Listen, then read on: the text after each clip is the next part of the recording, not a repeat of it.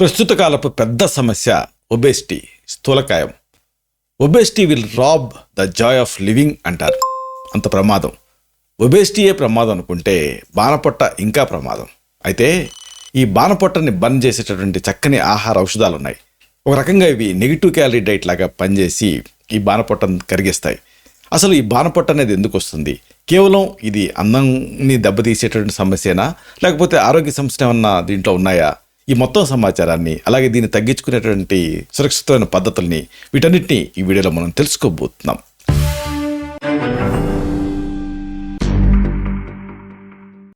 మిత్రులారా నమస్కారం. నేను మీ డాక్టర్ చిరుమామిళ్ళ మురళీ మనోహర్. ఈ వీడియోలో చాలా ముఖ్యమైన విషయాన్ని మనం తెలుసుకోబోతున్నాం. బాణపొట్ట. ఈ బాణపొట్టని బర్న్ చేసేటటువంటి ఆహార ఔషధాల గురించి తెలుసుకోబోతున్నాం. దానికంటే ముందు అసలు ఈ బాణపొట్ట వల్ల ఎలాంటి అనారోగ్య సమస్యలు వచ్చే రిస్క్ ఉంటుంది, వాటి పర్యవసానాలు ఏమిటి, ఈ మొత్తం సమాచారాన్ని కూడా తెలుసుకోబోతున్నాం. ప్రస్తుత సమాజంలో ఎక్కువ మంది బాధపడుతున్న అతిపెద్ద సమస్య ఊబకాయం, అలాగే ఇంకా స్పెసిఫిక్గా బాణపొట్ట. మారుతున్నటువంటి జీవనశైలి, మనుషుల్లో పెరిగినటువంటి పని ఒత్తిడి, శారీరక శ్రమ లేకపోవటం, ఇలాంటి అనేక కారణాలు జనరల్ ఒబేసిటీకి కారణంగా ఉంటూ ఉన్నాయి. అయితే ప్రత్యేకంగా ఇక్కడ చెప్పుకోవాల్సింది ఏంటంటే ఈ బాణపొట్ట గురించి. బాణపొట్టని అశ్రద్ధ చేసి ఏం జరుగుతుంది అంటే, దీనివల్ల కొన్ని హెల్త్ రిస్క్లు ఉన్నాయి. వీటిని తెలుసుకుంటే మీకు నోట మాట రాదు. ఏదో అందం కోసం మాత్రమే అనుకోకండి. దీనివల్ల అనేక అనారోగ్యాలు దీని వెనక ఇమిడి ఉన్నాయి. కాబట్టి వీటిని తెలుసుకోవాలి. ఇలాంటి వాటిలో ముందుగా మనం చెప్పుకోవాల్సింది అతి పెద్ద ముఖ్యమైనటువంటి రిస్క్ గుండె జబ్బులు, హార్ట్ డిసీజెస్. వీటి రిస్క్ బాణపొట్టతో పెరుగుతుంది. బాణపొట్ట ఉండే వాళ్ళల్లో గుండె జబ్బులు వచ్చేటువంటి అవకాశాలు ఎక్కువగా ఉంటాయి. దీనికి ప్రధాన కారణం ఏంటంటే విజరల్ ఫ్యాట్ అనేది గుండె, ఊపిరితిత్తులు, లివరు ఇలాంటి అంతర్గత అవయవాల చుట్టూ కూడా పెరిగిపోతూ ఉంటుంది. అలాగే ఇంకొకటి టైప్ 2 డయాబెటీస్. ఇది కూడా ఒక రిస్కే బాణపొట్టతోటి. బాణపొట్ట ఉన్న వాళ్ళల్లో ఇన్సులిన్ రోగ నిరోధకత అంటే ఇన్సులిన్ రెసిస్టెన్స్ అనేది ఎక్కువ ఉంటుంది.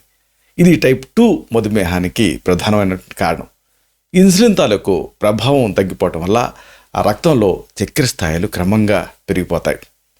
అలాగే ఇక మూడోది హై బ్లడ్ ప్రెషర్. ఈ హై బ్లడ్ ప్రెషర్ రిస్క్ కూడా ఉంటుంది. అధిక బాణపొట్ట వల్ల రక్తపోటు సమస్య పెరుగుతుంది. బాణపొట్ట వల్ల రక్తనాళాల్లో ఒత్తిడి పెరుగుతుంది. దీంతో అది రక్తపోటుకి దారితీస్తుంది. ఇక మహిళల్లో రొమ్ము క్యాన్సర్ రిస్క్ బాణపొట్ట వల్ల పెరిగిపోతుంది. Breast cancer risk. బాణపొట్ట ఉన్న మహిళలలో రొమ్ము క్యాన్సర్ వచ్చే అవకాశాలు మామూలు కంటే ఎక్కువ. కొవ్వు కణాలు ఈ ఈస్ట్రోజన్ని అంటే అధిక ఈస్ట్రోజన్ని ఉత్పత్తి చేస్తాయి, ఫ్యాట్ అనేది. అది క్యాన్సర్ కారకంగా మారుతుంది. ఇక ఐదో పెద్ద రిస్క్ నిద్రలేమి, స్లీప్ ఎప్నియా. ఇలాంటివన్నీ కూడా ఈ బాణపొట్టతో వస్తాయి. బాణపొట్ట ఉన్న వాళ్ళల్లో నిద్రలో శ్వాస తరచుగా ఆగిపోతూ ఉంటుంది, స్లీప్ ఎప్నియా. ఇలాంటి నిద్రకు సంబంధించిన సమస్యలు వస్తాయి. ఇది ఉదయం పూట రోడ్ ట్రాఫిక్ యాక్సిడెంట్స్ వంటి ప్రమాదాలకే కాదు, ఒక్కొక్కసారి బ్రెయిన్కి బ్లడ్ ఫ్లో తగ్గించేసేసి పెరాలసిస్ లాంటి వాటి రిస్క్ని కూడా పెంచుతుంది. ఇక దీనివల్ల గొంతులో కొవ్వు అనేది పెరిగిపోతూ ఉంటుంది, కాబట్టి గాలి ప్రవాహం తగ్గిపోతూ ఉంటుంది. అయితే మరి ఈ బాణపొట్టకి కారణాలు ఏమిటి? ఇది తెలుసుకోవడం చాలా ముఖ్యం. ఆయుర్వేదం సంక్షిప్త క్రియాయుగో నిదానస్య వర్జనం ఉంటుంది. కాబట్టి కారణాలు తెలుసుకోవాలి. ముఖ్యమైన కారణం ఏంటంటే ఆహారం అండి. డైటరీ హ్యాబిట్స్ అనేవి మేజర్ రోల్ ప్లే చేస్తాయి, కంట్రిబ్యూటింగ్ ఫ్యాక్టర్స్ ఇవి. అంటే ఎక్కువగా క్యాలరీలు ఉండేటువంటి ఆహారం, చక్కెర, ఫాస్ట్ ఫుడ్స్, కార్బోహైడ్రేట్స్ అంటే పిండి పదార్థాలు ఎక్కువగా తీసుకోవటం, ఇక పోషకాహార లోపం, ఇలాంటివన్నీ కూడా ఈ బాణపొట్టకి కారణాల కింద ఉంటూ ఉంటాయి. అలాగే రెండోది అతి ముఖ్యమైనది శారీరక వ్యాయామం లేకపోవటం, అంటే ల్యాక్ ఆఫ్ ఫిజికల్ యాక్టివిటీ. ఇది కూడా ఒక ముఖ్యమైన కారణం. ఈ రోజులలో సెడెంటరీ లైఫ్ స్టైల్ ఎక్కువైపోతూ ఉంది. రిమోట్లు వాడుతున్నాం, వాహనాలు వాడుతున్నాం, లిఫ్ట్లు వాడుతున్నాం. వీటన్నిటి వల్ల కూడా వ్యాయామం లేకపోవటం వల్ల బాణపొట్ట పెరుగుతూ ఉంది. అలాగే అతి ముఖ్యమైన మరొక కారణం ఏంటంటే మెయిన్గా మహిళల్లో హార్మోన్ల తాలూకు అసమతుల్యత. ఇది కూడా ఒక కారణం. హార్మోనల్ ఇంబ్యాలెన్సెస్ వల్ల ఈ బాణపొట్ట వచ్చేటువంటి రిస్క్ పెరుగుతుంది. ముఖ్యంగా మహిళల్లో మెనోపాజ్ టైంలో కానీ, లేకపోతే కొంతమందికి ముందే మెనోపాజ్ వచ్చేస్తుంది. 50 ఏళ్ళకి రావాల్సిన మెనోపాజు 30 నుంచి మొదలయ్యి 40 ఏళ్ళకే వచ్చేస్తుంది. దీంతో అనేక సమస్యలు వస్తున్నాయి. వాటిలో ఈ బాణపొట్ట ఒకటి. బాణపొట్ట వల్ల ఇప్పుడు మనం చెప్పుకున్న అన్ని రిస్కులు వస్తున్నాయి. ఇక ఇవన్నీ మార్చగలిగేవి, కానీ మార్చలేనిది ఒకటి ఉంది. ఇదే అనువంశికత, జెనెటిక్స్. ఈ అంశం ఉండేవాళ్ళు ఇంకా జాగ్రత్తగా ఉండాలి. ఇది ఒక కారణం బాణపొట్టకి. అంటే కొంతమంది వాళ్ళల్లో వాళ్ళ వంశానుగతంగా ఇది నడుస్తూ ఉంటుంది బాణపొట్ట అనేది. దాంతో మరింత జాగ్రత్తగా ఉండాలి. అయితే ఇవన్నీ ఒక ఎత్తు అయితే ఒక మెయిన్ కాజ్ ఒకటి ఉంది బాణపొట్టకి. ఇదే మానసిక ఒత్తిడి, స్ట్రెస్ అనేది మేజర్ రోల్ ప్లే చేస్తుంది. అంటే ఎక్కువ మానసిక ఒత్తిడికి బాణపొట్టకి ఏమిటి కారణం అంటే మానసిక ఒత్తిడి వల్ల కార్టిసాల్ అనే హార్మోన్ పెరుగుతుంది. ఇది బాణపొట్ట పెరిగేలాగా చేస్తుంది. ఎట్లయితే స్టీరాయిడ్స్ వాడేవాళ్ళు లావుగా ఎట్లా అయిపోతారో, మూన్ షేప్ అదంతా ఎట్లా వస్తుందో ఇక్కడ కూడా అంతే. దీంతో ఆ దీర్ఘకాలపు ఒత్తిడి వల్ల బాణపొట్ట క్రమంగా పెరుగుతుంది. అలాగే ఈ మానసిక ఒత్తిడిని తగ్గించుకోవడానికి బింజ్ ఈటింగ్ చేస్తారు, అంటే ఆపగా తినేస్తారు. అప్పుడు కూడా ఈ బాణపొట్ట పెరిగేటువంటి అవకాశం ఉంటుంది. సరే, మరి ఏం చేయాలి అంటే దీనికి సంబంధించిన నివారణ పద్ధతులు తెలుసుకోవాలి.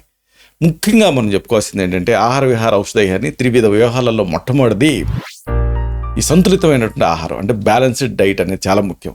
అంటే ఫైబర్ ఎక్కువ ఉండాలి, ప్రోటీన్స్ ఎక్కువ ఉండాలి, అలాగే ఫ్యాట్ ఎంతో కొంత అవసరం. అది మంచి ఫ్యాట్ అయి ఉండాలి. అంటే మూఫా అంటారు, మోనోఅన్సాచురేటెడ్ ఫ్యాటీ యాసిడ్స్. ఇలాంటివి తీసుకుంటూ కాస్త చక్కెరని బాగా తగ్గించాలి. అలా ప్రాసెస్డ్ ఫుడ్స్ని తక్కువ తీసుకోవాలి.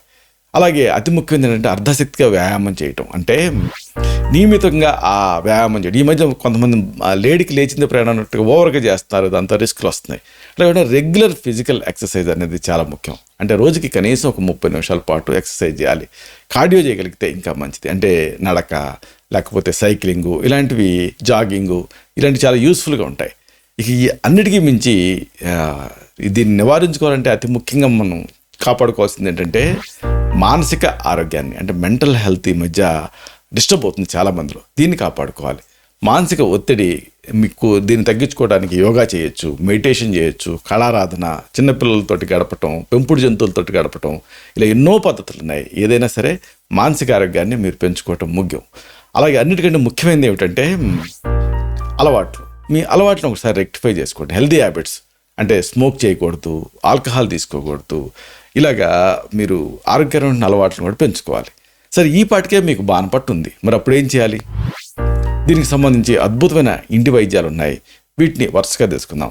ముందుగా మనం చెప్పుకోవాల్సింది, మనం ప్రముఖంగా చెప్పాల్సింది, బాణపట్టు అంటంతోనే గుర్తుకు రావాల్సింది ఏంటంటే నిమ్మకాయ నీళ్లు. దీన్ని వాడుకోవచ్చు. ఒక గ్లాసు వెచ్చని నీళ్ళకి నిమ్మకాయ రసం పిండండి. దీన్ని మామూలుగా ఉదయం పూట తీసుకుంటూ ఉండండి. కొంతమందికి ఖాళీ కడుపుతో తీసుకుంటే కొంచెం ఇబ్బందిగా అనిపిస్తూ ఉంటుంది. అలాంటప్పుడు ఏదన్నా ఒక చిన్న క్యాలరీస్ని పెంచని డ్రై ఫ్రూట్ లాంటిది ఏదైనా తీసుకొని, ఉదాహరణకు బాదం 2 లేకపోతే ఇలాంటివి తీసుకొని ఆ తర్వాత దీన్ని తీసుకోవచ్చు. ఒకవేళ మీకు ఖాళీ కడుపుతో తీసుకున్న ఏం కాకపోతే దీన్ని తీసుకోవచ్చు. ఒక గ్లాస్ వెచ్చని నీళ్ళకి నిమ్మకాయ రసం పిండి ఉదయం తీసుకుంటూ ఉండాలి. రోజుకు ఒకసారి సరిపోతుంది. నిమ్మకాయలో విటమిన్ సి ఉంటుంది. అలాగే యాంటాక్సిడెంట్ పుష్కలంగా ఉంటాయి. విటమిన్ సి ఇట్ సెల్ఫ్ అనేది యాంటాక్సిడెంట్. ఇవన్నీ కూడా ఇమ్యూనిటీని పెంచి జీర్ణక్రియని మెరుగుపరుస్తాయి, అంటే మెటబాలిజాన్ని మెరుగుపరుస్తాయి. మళ్ళీ వెచ్చని నీళ్ళు తాగారు కదా, టాక్సిన్స్ని బయటకు పంపుతుంది. కాబట్టి నిమ్మకాయ రసం ఏమో పిత్తరసాన్ని ఉత్పత్తి చేసి కొవ్వుని కరిగిస్తుంది. ఇలాగా అంటే నిమ్మకాయని డీటాక్సిఫైయింగ్ ఏజెంట్ కింద ఆయుర్వేదంలో చెప్తాం. జీర్ణశక్తిని కూడా ఇది పెంచుతుంది. మెయిన్గా పిత్తదోషాన్ని ఇది అడ్రస్ చేస్తుంది. దీంతో శరీరంలో ఆమం అనేది తయారు కాకుండా ఉంటుంది. కాబట్టి బాణపొట్ట తగ్గుతుంది. అలాగే ఇంకొక ఆసక్తికరమైనటువంటి పదార్థం ఇదే యాపిల్ సైడర్ వెనిగర్. యాపిల్స్ నుంచి తయారయ్యే ఒక సహజ పదార్థం. ఒక గ్లాస్ నీళ్ళకి 1 లేదా 2 టేబుల్ స్పూన్ల యాపిల్ సైడర్ వెనిగర్ కలపండి. భోజనం ముందు దీన్ని తాగుతూ ఉండాలి. దీన్ని రోజుకి 1 లేదా 2 సార్లు దీన్ని తీసుకోవచ్చు. యాపిల్ సైడర్ వెనిగర్లో ఉండేటటువంటి ఎసిటిక్ యాసిడ్ అనేది ఇన్సులిన్ స్థాయిల్ని తగ్గిస్తుంది, మెటబాలిజాన్ని మెరుగుపరుస్తుంది, ఆకలిని దీంతో తగ్గిస్తుంది. ఇక్కడ మామూలుగా యాపిల్ సైడర్ ఏదైనా ఒక పుల్లటి పదార్థాలు ఇవన్నీ ఏం చేస్తాయంటే ఆ ఆకలిని అడ్రస్ చేస్తాయి. దీంతో సరైనటువంటి ఆకలి ఉంటుంది. కాబట్టి ఇంటర్మీడియట్ ప్రోడక్ట్స్ కింద కొవ్వు అనేది ఫామ్ అవ్వకుండా ఉంటుంది. ఇది ఆయుర్వేద దృక్పథం. అంటే కఫదోషాన్ని తగ్గించడానికి ఈ పులుపు అనేది సహాయపడుతుంది. అలాగే అతి ముఖ్యమైనది మరొకటి ఏమిటంటే గ్రీన్ టీ. దీన్ని కూడా మీరు బాణపొట్టను తగ్గించుకోవడానికి వాడుకోవచ్చు. గ్రీన్ టీ బ్యాగ్ని వేడి నీళ్ళలో 3 లేదా 5 నిమిషాలు నానబెట్టి తాగేయండి. రోజుకి 2-3 కప్పులకి ఎట్టి పరిస్థితుల్లో మంచి తాగొద్దు. మరి దీంతో కూడా కొంతమందికి ఎసిడిటీ వస్తుంది. గ్రీన్ టీలో ఉండేటటువంటి క్యాటకిన్స్ అనేవి, అలాగే మిగతా ప్రత్యేకమైన పదార్థాలు ఇవన్నీ మెటబాలిజాన్ని పెంచి కొవ్వుని కరిగించడానికి సహాయపడతాయి. గ్రీన్ టీ అనేది ఉష్ణ లక్షణానికి దగ్గరగా ఉంటుంది. ఇది మెటబాలిజాన్ని పెంచి జీర్ణక్రియని మెరుగుపరచడానికి సహాయపడుతుంది అంటుంది ఆయుర్వేదం. అలాగే అతి ముఖ్యమైనది ఏమిటంటే ఉసిరి రసం. ఈ సీజన్లో ఉసిరి ఫ్రెష్గా దొరుకుతుంది. ఉసిరి రసం కూడా మీరు తీసుకోవచ్చు. 30 మిల్లీలీటర్ల ఉసిరి రసాన్ని ఒక గ్లాస్ నీళ్ళ కలపండి. ఉసిరి రసాన్ని ఎలా తీస్తారు? ఒకటి ఉసిరికాయ పట్టుకొని ఆ కండ భాగాన్ని చెక్కి గ్రైండ్ చేసి ఆ గుజ్జుని పిండితే రసం వస్తుంది. లేదా ఉసిరికాయలు ఒక 2 తీసుకొని బంగాళదుంపలు ఉడికించినట్టుగా సగం ఉడికించి బొటన వేలు చూపుడు వెళ్తే నొక్కితే గింజ బయటకు వస్తుంది. ఆ కండ భాగాన్ని గుజ్జుగా గ్రైండ్ చేసి ఆ గుజ్జుని పిండితే రసం వస్తుంది. 30 మిల్లీలీటర్ అంటే 2 టేబుల్ స్పూన్ల ఉసిరి రసాన్ని ఒక గ్లాస్ నీళ్ళ కలిపి ఉదయం ఖాళీ కడుపుతో తాగుతూ ఉండాలి. రోజుకి ఒకసారి సరిపోతుంది. ఉసిరి అనేది దీంట్లో విటమిన్ సి ఎక్కువ మొత్తాల్లో ఉంటుంది. ఇది ఒక చక్కటి యాంటాక్సిడెంట్ కాబట్టి ఇది మెటబాలిజాన్ని మెరుగుపరుస్తుంది, శరీరాన్ని డీటాక్సిఫై చేస్తుంది. ఉసిరి త్రిదోషహారంగా పనిచేస్తుంది. అంటే వాతాన్ని, పిత్తాన్ని, కఫాన్ని ఏకాలంలో బ్యాలెన్స్ చేస్తుంది. ఇది రసాయనంగా అంటే పునరుజ్జీవనంగా పనిచేస్తుంది. అలాగే ఆమంని తొలగించడానికి ఇది సహాయపడుతుంది ఉసిరి అనేది. అలాగే ఇంకొక ఆసక్తికరమైనది ఈ మధ్య బాగా ఫేమస్ అయింది ఏంటంటే బాణపట్టం తగ్గించే పదార్థాల్లో వంటింటి పదార్థం దాల్చిన చెక్క. దీని నీళ్లు ఒక రాత్రంతా కూడా చిన్న దాల్చిన చెక్కని నీళ్ళలో నానబెట్టి తెల్లవారిన తర్వాత ఆ నీళ్ళని తాగాలి. రోజుకు ఒకసారి సరిపోతుంది. దాల్చిన చెక్క రక్తంలో చక్కెర స్థాయిని కంట్రోల్ చేసి ఆకలిని తగ్గిస్తుంది. దాల్చిన చెక్కకి కూడా ఉష్ణ దీప్తిని అంటే ఉష్ణాన్ని పెంచేటువంటి నేచర్ ఉంటుంది. అంటే కొవ్వు కరుగుతుంది. ఎటైతే కొబ్బరి నూనె వేడి చేసినప్పుడు కరుగుతుందో గడ్డగట్టిన కొబ్బరి నూనె ఇది అంతే. దీంతో జీర్ణశక్తి పెరుగుతుంది, కఫదోషం తగ్గుతుంది, దీంతో బాణపొట్ట తగ్గుతుంది. అలాగే మరొక ఆసక్తికరమైనటువంటి సహజ పదార్థం ఇదే జీలకర్ర నీళ్లు. దీంతో కూడా బాణపొట్టను తగ్గించుకోవచ్చు. ఒక రాత్రంతా కూడా జీలకర్రని నీళ్ళల్లో నానబెట్టండి. తెల్లవారిన తర్వాత ఆ నీళ్ళని తాగండి. రోజుకి ఒకసారి సరిపోతుంది. జీలకర్ర దాని పేరే జీరకం అంటే జీర్ణశక్తిని పెంచేది. కాబట్టి జీర్ణశక్తిని మెరుగుపరిచి ఆ గ్యాస్ని తగ్గిస్తుంది. దీంతో బింజ్ ఈటింగ్ అనేది ఉండదు. జీలకర్ర వాతాన్ని తగ్గిస్తుంది, కఫదోషాన్ని కూడా సమతుల్యం చేస్తుంది. దీంతో ఆహార జీర్ణ ప్రక్రియ అనేది మెరుగుపడుతుంది. అలాగే ఇంకొక ఆసక్తికరమైనటువంటి సహజ పదార్థం ఇదే మెంతుల నీళ్లు, మెథి వాటర్. ఇది కూడా అంతే. ఒక రాత్రంతా మెంతి గింజల్ని ఒక గుప్పెడు తీసుకొని ఒక గ్లాస్ నీళ్ళలో నానబెట్టి ఉదయాన్నే ఆ నీళ్లు తాగాలి రోజుకి ఒకసారి. మెంతులు డయాబెటీస్ని తగ్గిస్తుంది, ప్రీ డయాబెటీస్ని కూడా తగ్గిస్తుంది, కొవ్వును కరిగేలాగా చేస్తుంది. ఇది ఆకలిని నియంత్రిస్తుంది. దీంట్లో ఫైబర్ ఉంటుంది, జీర్ణశక్తిని మెరుగుపరుస్తుంది. మెంతులు ఇది కూడా ఉష్ణ లక్షణం కలిగి ఉంటుంది. అంటే ఉష్ణవీర్య ద్రవ్యం ఇది. అంతే కఫాన్ని తగ్గిస్తుంది, వాతాన్ని కూడా సమతుల్యం చేస్తుంది. దీంతో వాతం తగ్గుతుంది కాబట్టి పొట్టలో గ్యాస్, బాణపొట్ట ఇలాంటివి తగ్గుతాయి. అలాగే మరొక ఆసక్తికరమైనటువంటి సహజ పదార్థం చియా సీడ్స్, చియా గింజలు. ఇది కూడా ఈ మధ్య ఫుడ్ స్టోర్స్లో దొరుకుతుంది. ఒక టేబుల్ స్పూన్ చియా గింజల్ని 15 నుంచి 20 నిమిషాలు నీళ్ళలో నానబెట్టి ఆ నానినటువంటి ఆ నీళ్ళని తాగాలి. లేదా స్మూతీలలో కూడా కలిపి తినచ్చు. దీన్ని రోజుకి ఒకసారి తీసుకుంటే మంచి ప్రయోజనం కనిపిస్తుంది. చియా గింజల్లో ఫైబర్ ఎక్కువ ఉంటుంది, ఒమేగా 3 ఫ్యాటీ యాసిడ్స్ కూడా ఉంటాయి. ఇవి ఆకలిని కంట్రోల్ చేస్తూ మొత్తం క్యాలరీలను తగ్గించడానికి సహాయపడతాయి. అంటే ఆయుర్వేదంలో దీన్ని ప్రస్తావన ఏంటంటే ఈ స్నిగ్ధ ద్రవ్యం. కాబట్టి ఆ స్నిగ్ధత్వం అనేది ఏంటంటే శారీరక స్రావాలను వీటిని కంట్రోల్ చేస్తుంది. దీంతో బాణపొట్ట తగ్గుతుంది. అలాగే లసున ప్రభంజనానాం శ్రేష్టం అని వాతాన్ని తగ్గించేది బెస్ట్ మెడిసిన్ ఏమిటి అంటే వెల్లుల్లి. వెల్లుల్లి కూడా ఒబేసిటీని తగ్గించడానికి, బాణపొట్టను తగ్గించడానికి సహాయపడుతుంది. ఉదయం 1 లేదా 2 వెల్లుల్లి గర్భాలని మీరు కొరికి తినొచ్చు. ఎలిసిన్ రిలీజ్ అవుతుంది. ఇదొక పద్ధతి. నలగొట్టి సగం పాలు సగం నీళ్ళతో కలిపి లసున క్షీరపాకం చేసుకుని కూడా తీసుకోవచ్చు రోజుకి ఒకసారి. వెల్లుల్లిలో ఉండేటువంటి ఎలిసిన్ ఫ్యాట్ మెటబాలిజాన్ని మెరుగుపరిచి కొలెస్ట్రాల్ స్థాయిని తగ్గిస్తుంది. వెల్లుల్లికి ఉష్ణవీర్య ద్రవ్యం కాబట్టి ఇది జీర్ణశక్తిని పెంచుతూ ఆహారంలో ఉన్న టాక్సిన్స్ని తొలగించడానికి ఇది సహాయపడుతుంది. అలాగే మరొక సహజ పదార్థం అల్లం టీ. అల్లం టీ కూడా అంతే. కొన్ని అల్లం ముక్కల్ని నీళ్ళల్లో 5 లేదా 10 నిమిషాలు మరిగించి ఆ టీని ఉదయాన్నే తాగుతూ ఉండాలి. రోజుకి 1 లేదా 2 కప్పులు తాగొచ్చు. అల్లం జీర్ణక్రియని మెరుగుపరుస్తుంది. అలాగే మెటబాలిజాన్ని పెంచడానికి సహాయపడుతుంది. అల్లం జీర్ణశక్తిని పెంచుతూ దోషాలను సమతుల్యం చేస్తుంది. కాబట్టి ఈ బాణపొట్ట అదంతా లేకుండా బెల్లి అనేది ఫ్లాట్ అయిపోతుంది. ఇలాగా మనం చెప్పుకున్నటువంటి ఈ పద్ధతులన్నీ పాటిస్తూ ఈ ఇంటి ఔషధాలు వాడుకుంటే మీకు అసహ్యంగా కనిపించేటువంటి బాణపొట్ట తగ్గుతుంది. బాణపొట్ట కేవలం ఏదో మీ అందాన్ని దెబ్బతీసే విషయమే కాదు, ఇది నిజానికి ఆరోగ్యాన్ని దెబ్బతీస్తుంది. అది మన మెయిన్ కన్సర్న్. కాబట్టి ఆరోగ్యాన్ని కాపాడుకోవాలంటే బాణపొట్టను తగ్గించుకోవాలంటే ఇప్పుడు చెప్పుకున్నటువంటి ఈ అన్ని పద్ధతులు మీకు సహాయపడతాయి. మీరు అన్నీ అడాప్ట్ చేసుకోవాల్సిన పని లేదు. మీకు ఏది అనువుగా ఉంటుందో దాన్ని మీరు వాడుకొని ప్రయోజనం పొందొచ్చు. ఇలాంటి మరిన్ని ఇన్ఫర్మేటివ్ వీడియోస్ కోసం ఈ ఛానల్ని సబ్స్క్రైబ్ చేసుకోండి.